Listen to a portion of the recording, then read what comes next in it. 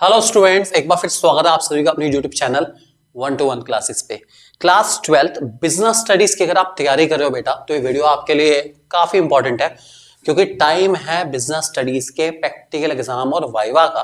तो वाइवा की तैयारी कैसे करनी है, क्या करना है और क्या नहीं करना है, इस पर थोड़ा ज्यादा फोकस करेंगे हम लोग। तो चलिए शुरू करते हैं आज के इस वीडियो को। बात करेंगे बिजनेस स्टडीज की तैयारी करते हुए, वाइवा की तैयारी करते हुए क्या क्या चीजें करके जानी है यार। फटाफट सुनो, कैसे फुल मार्क्स आएंगे, 20 आउट ऑफ 20 कैसे गेन करने हैं, आज की इस वीडियो में बात करेंगे इसी के बारे में। 20/20 नंबर कैसे मिलते हैं, ठीक है। उससे पहले बिजनेस स्टडीज का 50 डे चैलेंज चल रहा है हमारे इंस्टाग्राम पर। जल्दी जाओ, फॉलो करो। 1-to-1 क्लासेस के नाम से आपको हमारी प्रोफाइल मिल जाएगी, जल्दी से फॉलो कर लो, लिंक आपको डिस्क्रिप्शन में दे दिया जाएगा, ठीक है। चलिए शुरू करते हैं। क्या बात करेंगे आज इसके वीडियो में, क्या मिलेगा वीडियो में भाई। एक्सटर्नल एग्जामिनर आपसे क्या चाहता क्या है आखिर, ये बताऊंगा इस वीडियो में। दूसरा, किस पैरामीटर पे बच्चों को जज करा जाता है, ठीक है। एग्जामिनर आपसे क्या जनरली पूछता है, आपको आंसर कैसे करने हैं क्वेश्चंस को, क्या करना है क्या नहीं करना, और पर्सनल एडवाइस भी दूंगा ताकि आपको मिल पाए 20 आउट ऑफ 20 मार्क्स। तो चलिए शुरू करते हैं। सबसे पहले भाई ये बता दूं यार, मार्क्स डिस्ट्रीब्यूशन 8 नंबर का आपका वाइवा है बच्चों, 12 नंबर की आपकी फाइल है। फाइल आपकी ऑलरेडी बन चुकी है, जिस भी टॉपिक पर बनाई है बहुत शानदार बनी है, मजा ही आ गया देख के। अब बारी है 8 में से 8 नंबर वाइवा में कैसे मिलेंगे। तो चलिए बता दूं आपको। एक्सटर्नल एग्जामिनर आपसे एक्सपेक्ट क्या करता है कि आप अच्छे से उन सारे क्वेश्चंस के आंसर दे जो वो पूछ रहा है। वाओ व्हाट अ क्वेश्चन काफी कॉमन सेंस वाली बात होगी। मेन क्या है, जरूरी नहीं कि भाई सब इंग्लिश में फटाफट जाओ, बोलते जाओ। आपको क्लैरिटी है या नहीं कंसेप्ट की, वो ये जज करने आ रहा है।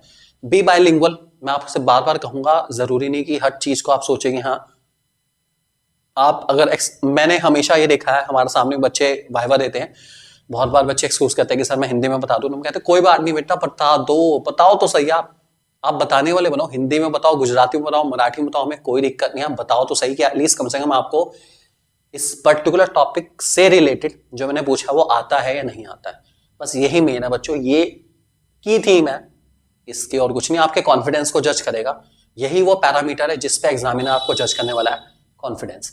5-7 मिनट के वो कन्वर्सेशन में, ज्यादा से ज्यादा 5-7 मिनट का, 10 मिनट का मान लो कन्वर्सेशन में, वो क्या जज करेगा आपके बारे में, सिर्फ आपका कॉन्फिडेंस, कि आपने जो टॉपिक पढ़े हैं या जिन टॉपिक पर आपने फाइल बनाई है, आपने कितनी सीरियसली उन टॉपिक को पढ़ा है, कितने अच्छे से आप उन टॉपिक के साथ एक अंडरस्टैंडिंग ऑप्ट कर पाए, यही वो जज करेगा, और वो कुछ जज करने वाला नहीं है। तो यही वो पैरामीटर है कॉन्फिडेंस, जिस पे एग्जामिनर आपको 5 से 10 मिनट के कन्वर्सेशन में पैरामीटर पर नापने वाला। आप लोग को इस बात को ध्यान रख के चलेंगे। इसके बाद एग्जामिनर क्या पूछता है, लास्ट पेज पर मैंने आपको सारा डिस्प्ले करूंगा क्या क्या पूछता है जनरल बेसिस पर, ठीक है। आंसर कैसे करना है, बहुत सिंपल, पोलाइटली आंसर करिए अपना, बहुत ज्यादा डिटेल में जाने की जरूरत नहीं है, ठीक है। लिमिट में जितना पूछा जाए उतना ही जवाब दो, इससे ज्यादा एक्स्ट्रा जवाब देने की जरूरत नहीं है। अगर उसने पूछी इंपॉर्टेंस, तो आप फीचर सुनाने मत बैठ जाना इंपॉर्टेंस खत्म होने के बाद, ठीक है। आंसर देने के बाद शांत, रिलैक्स हो जाएगा, अच्छा होगा, फॉर श्योर अच्छा होगा। ऑल द बेस्ट उसके लिए अभी से एडवांस में, ठीक है। डूज एंड डोंट्स, मेन तो वही है कि यार नीट एंड क्लीन आप लोग ड्रेस्ड हो, ठीक है। विद कॉन्फिडेंस आप जाएंगे, आपकी फाइल आप प्रेजेंट करेंगे। विश करना मत भूलना, कोई भी है, गुड मॉर्निंग सर या गुड आफ्टरनून, जो भी टाइम हो रहा है, या मैम है, विश जरूर करना है, ठीक है। और वापसी जब आपका वाइवा हो जाए तो बिना थैंक यू बोले आपको नहीं आना, ठीक है। Nice to meet you sir, nice to meet you ma'am, एक अच्छे ग्रीटिंग्स देकर अगर आप आएंगे तो उनको भी अच्छा लगेगा कि हाँ यार बच्चे अच्छे हैं, उन्होंने एटलीस्ट विश करना नहीं भूले। वो ये ग्रीटिंग देना बहुत जरूरी है, तो इस बात को ध्यान रख के चलना, ठीक है। बाकी जो सवाल पूछे जाएंगे उनके जवाब अच्छे से दो, अपना हिंदी में दो, इंग्लिश में दो, कोई दिक्कत वाली बात नहीं, आपको आने चाहिए, ठीक है। उसका पर्सनल एडवाइस यही है भाई, अच्छे पेश होके आओ, अच्छे से उनके सामने डील करो अपना, ये बहुत जरूरी है, ठीक है।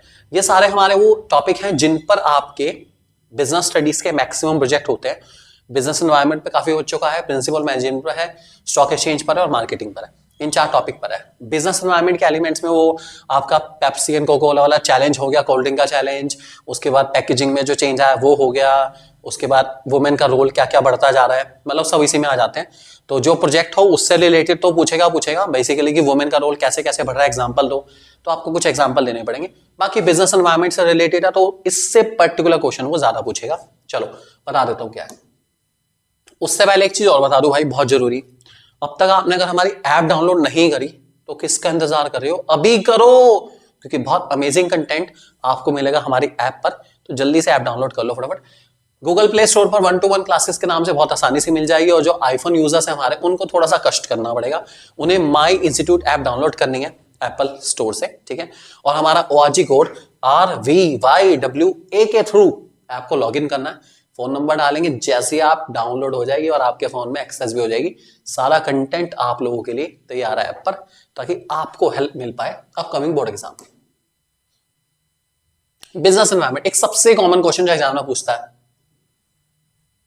Why you have chosen that topic, क्यों चूज करा टॉपिक ये वाला। जनरली तो ऑब्वियसली बात है, टीचर ने एलोकेट करे हैं टॉपिक, तो जो आपके टीचर हैं, स्कूल टीचर हैं, उन्होंने ही आपको प्रोजेक्ट को एलोकेट करा। तो पूछे तो बता देना कि ये जो पर्टिकुलर टॉपिक है ये हमें काफ़ी ज़्यादा नॉलेज देता है बिजनेस एनवायरनमेंट के बारे में। अगर बिजनेस एनवायरनमेंट है या एनवायरनमेंट के बारे में, बिजनेस के बारे में काफ़ी अच्छी नॉलेज देती है, काफ़ी अच्छा टॉपिक है, इसमें काफ़ी अच्छी खासी अंडरस्टैंडिंग हमें ऑप्ट करने को मिलती है सब्जेक्ट के बारे में। कुछ ऐसा आंसर दे दोगे तो कोई दिक्कत नहीं, इंप्रेस हो जाएगा बंदा, ठीक है। कंक्लूजन क्या मिला प्रोजेक्ट से, पूरा प्रोजेक्ट बनाने के बाद कंक्लूजन आपने पढ़ी रखा है, लास्ट पेज पे लिखा, पढ़ लेना एक बारी।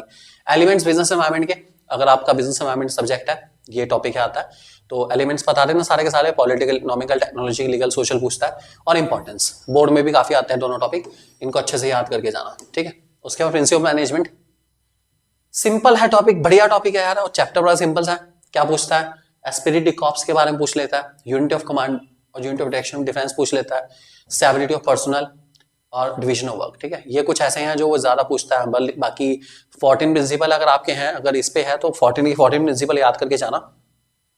इजी टॉपिक है, बोर्ड के लिए भी इंपॉर्टेंट है, वो पूछ सकता है, और आपको एग्जाम्पल के साथ क्लियर होने चाहिए। और अगर बहुत ज्यादा आपको एक्सप्लेनेशन याद नहीं हो रही तो एग्जाम्पल याद कर लो यार, कोई दिक्कत नहीं। जैसे इक्विटी का मतलब है मेल फीमेल में डिस्टिंग्विश नहीं करेंगे हम लोग, सबको बराबर लेके चलना है, जेंडर के बेसिस पर, कास्ट, क्रीड, किसी के बेसिस पर हमें डिस्क्रिमिनेट नहीं करना है, ठीक है। तो कुछ सिंपल भाषा में इनको याद कर लो, ताकि आप एग्जामिनर को बता पाए जनरली। उसके बाद स्टैंडर्डाइजेशन, सिंप्लीफिकेशन, मेथड और मोशन स्टडी में क्या डिफरेंस है, डिफरेंशियल पीसवाइज सिस्टम काफी इंपॉर्टेंट है, हार्मनी नॉट डिस्कॉर्ड और कॉपरेशन नॉट इंडिविजुअलिज्म में क्या डिफरेंस है, ये काफी पूछ लेता है अगर वो FW टेलर से रिलेटेड पूछता है तो, ठीक है। उसके बाद आपने कौन सी ऑर्गेनाइजेशन ली है और कितने प्रिंसिपल वहां पे अप्लाई हो रहे हैं, कितने अप्लाई नहीं हो रहे हैं। जनरली ये वाला जो प्रोजेक्ट हमने किसी ना किसी ऑर्गेनाइजेशन में अप्लाई करके देखा है कि इस ऑर्गेनाइजेशन में मैनेजमेंट के कौन कौन से प्रिंसिपल फॉलो होते हैं, कितने % लोग फॉलो करते हैं, कितने % फॉलो नहीं करते हैं। तो बेसिकली कंक्लूजन जो भी रहेगा प्रोजेक्ट का वो आपको पता होना चाहिए। Conclusion is quite important. अगली स्टॉक एक्सचेंज, 5 कंपनीज आपने कौन कौन सी चूज करी है और क्यों चूज करी है। इंपॉर्टेंस क्या है स्टॉक एक्सचेंज की, काफी इंपॉर्टेंट क्वेश्चन हो सकता है वाला, ठीक है। डीमैट अकाउंट क्या होता है पता होना चाहिए आपको।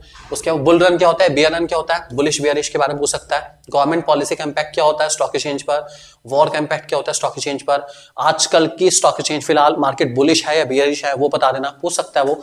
फिलहाल अगर करंट सिनेरियो में बताएं तो न्यू वायरस की न्यूज की वजह से मार्केट थोड़ी सी बियरिश की तरफ ज्यादा जा रही है इस टाइम।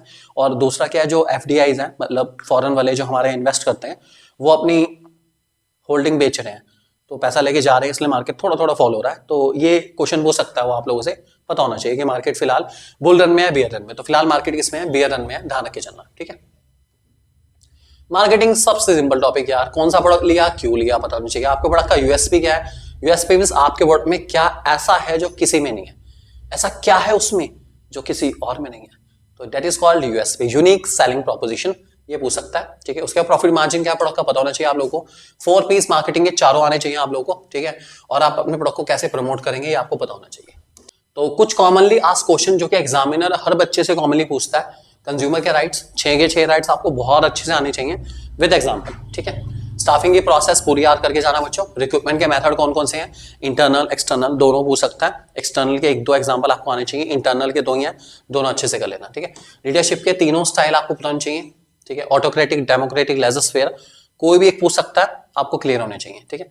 कंट्रोलिंग की प्रोसेस याद कर लेना अच्छे से, ठीक है। फाइनेंशियल डिसीजन कौन कौन से हैं, इन्वेस्टमेंट, फाइनेंसिंग और डिविडेंड, तीनों का मीनिंग आपको आना चाहिए, इससे ज्यादा ना करना इसमें, लेकिन हाँ मीनिंग एटलीस्ट आपको पता होना चाहिए, ठीक है। उसका फिक्स और वर्किंग कैपिटल को कौन कौन से फैक्टर इफेक्ट करते हैं, ये कुछ ऐसे क्वेश्चंस हैं जो कि एग्जामिनर आप लोगों से पूछ सकता है और आपको बहुत बहुत बहुत अच्छे से आने चाहिए फॉर श्योर।